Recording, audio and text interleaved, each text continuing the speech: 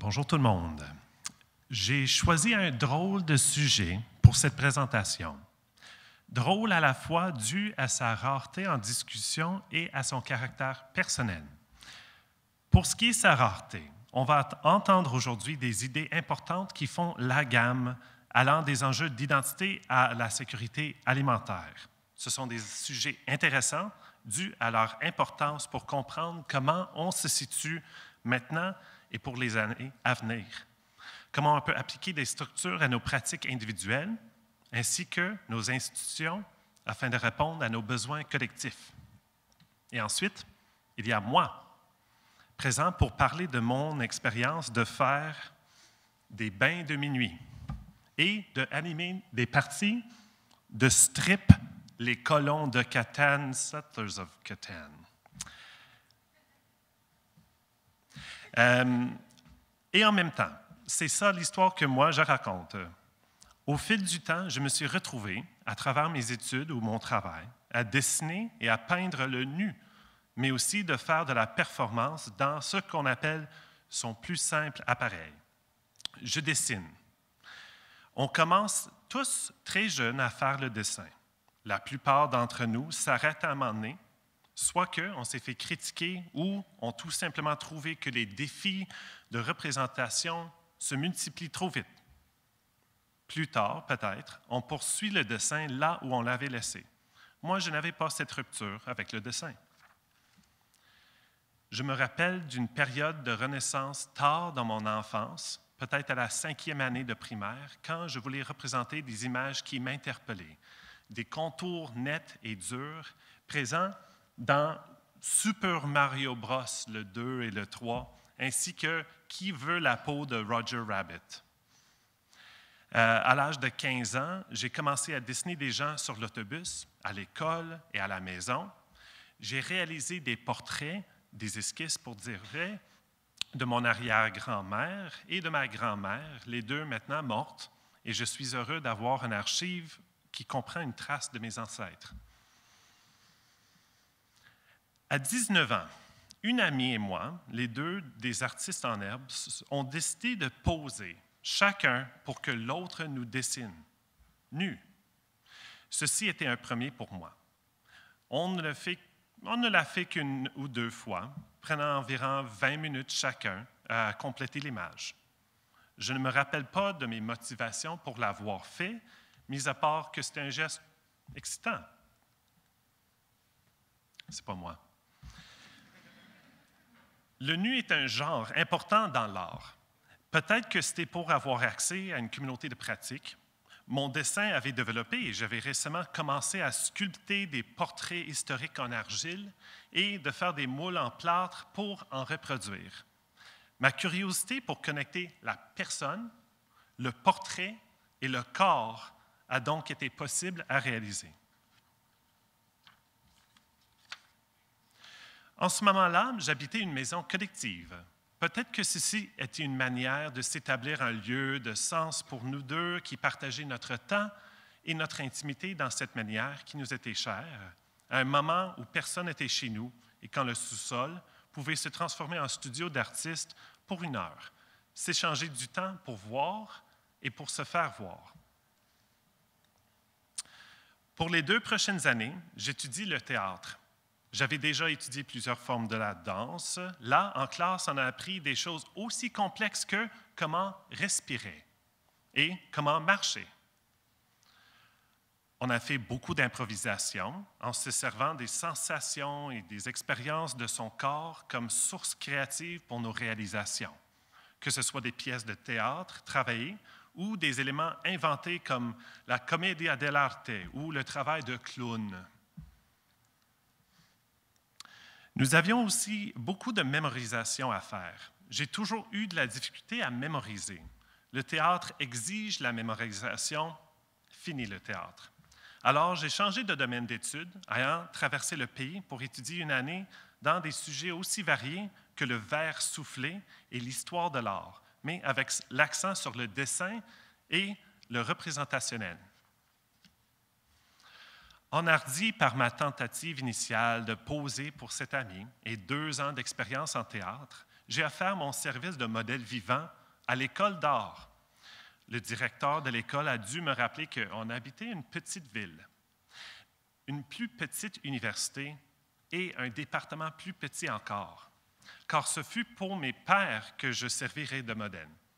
Ainsi, cette année, j'ai assisté à mes cours et, pour d'autres, j'ai fait des pauses.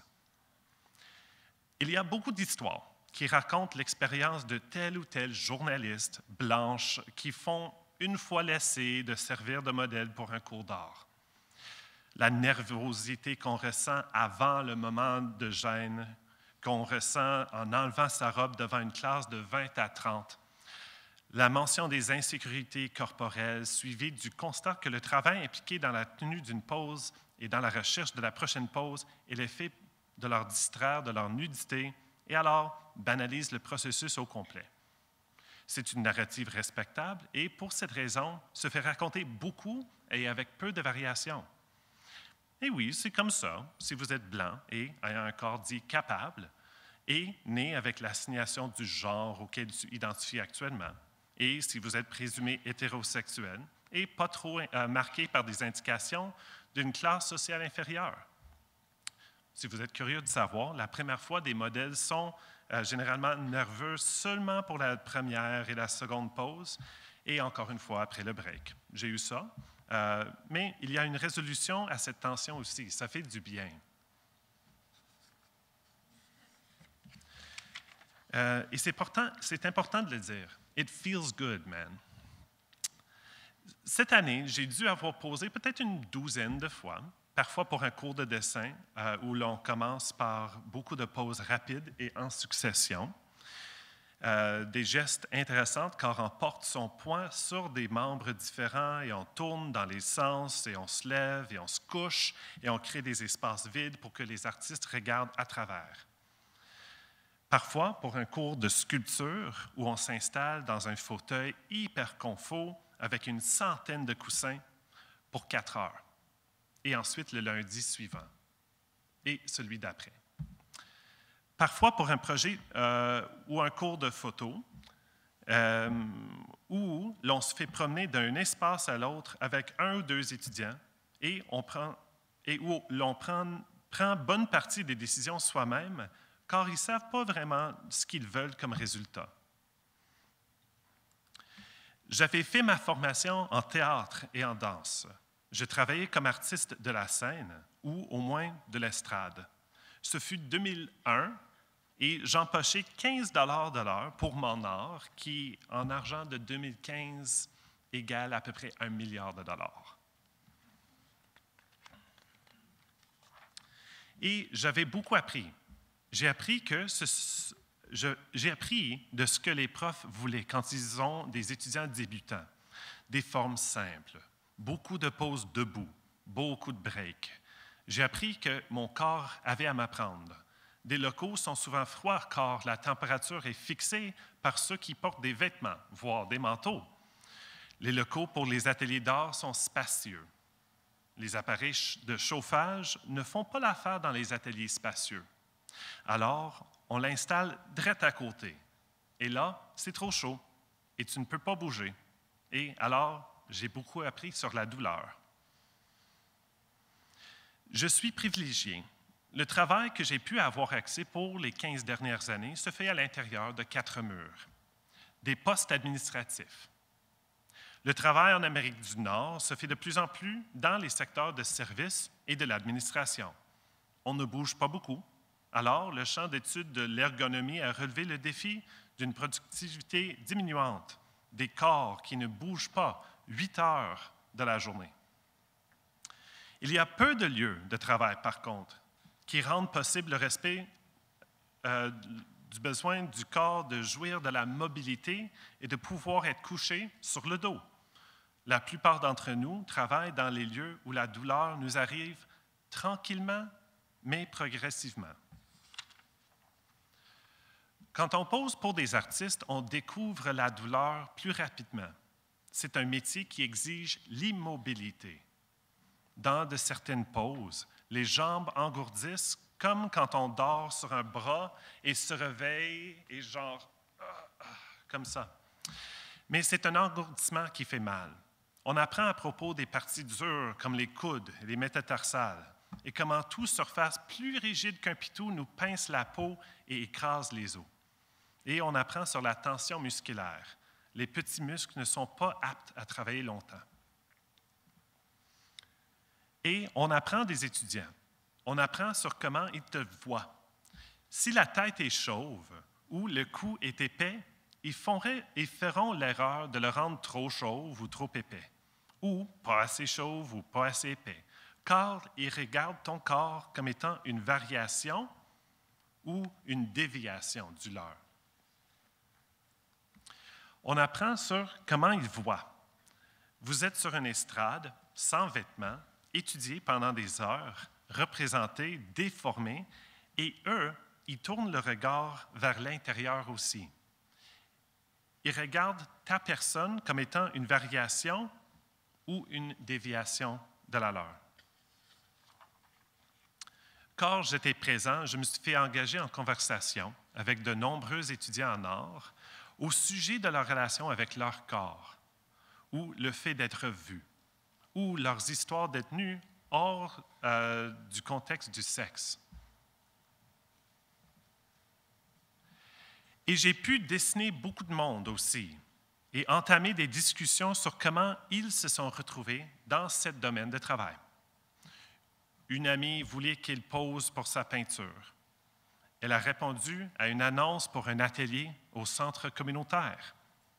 Elle est artiste et le modèle ne s'est pas pointé.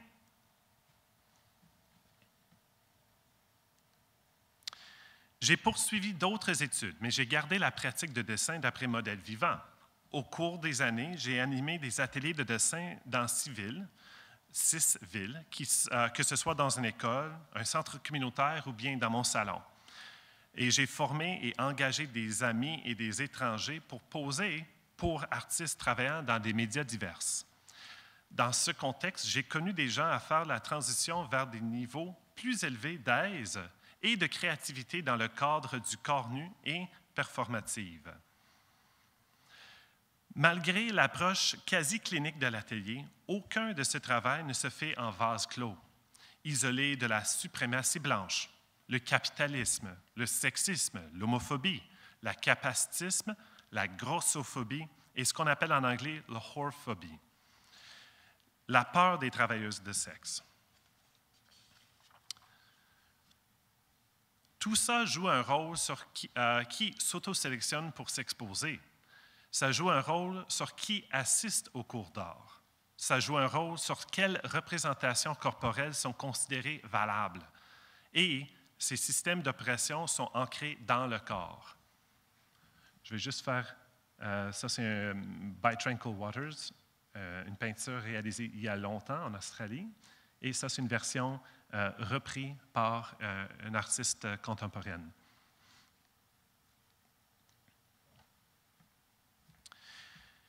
J'ai dit que j'allais parler des bains de minuit et du strip Les Colons de Catane et j'arrive. Comme un sous-groupe grandissant de mes amis et connaissances sont devenus de plus en plus blasés ou à l'aise avec la nudité dans un contexte de travail, des excursions ou fins de semaine en chalet nous a présenté des contextes pour la baignade nue. Feels good, man. Ce qui est le fun pour la pas de maillot mouillé de la chose. Aussi, on s'est donné des contextes à développer des liens affectifs dans ce particulier plaisir réaliste. Ce n'est pas du tout, ce n'est pas tout le temps légal. On reconnaît le risque. On reconnaît le risque et on s'assure que nos choix nous permettent un lieu de soutien aussi sécurisé et aussi respectueux d'autres utilisateurs que possible. On reconnaît le fait d'avoir bâti notre propre communauté de pratique. Jouer, c'est d'établir des règles arbitraires et de réduire les coûts de perdre à l'abstraction. On gagne dans le contexte du jeu en acceptant le risque. Les Colons de Catane, c'est un jeu d'échange. On obtient de manière aléatoire des ressources pour créer sur une île qu'on se dit Terra Nullis, une civilisation. De là, une activité comme Strip, les colons de Catane, n'est qu'encore une expression de rendre un espace aussi sécure pour quiconque désire entrer de manière temporaire et exploratoire dans la découverte d'eux-mêmes et d'autrui, dans un contexte où on révèle peu à peu sa personne, mais sa personne. J'ai choisi un drôle de sujet pour cette présentation. Je vous remercie de votre temps.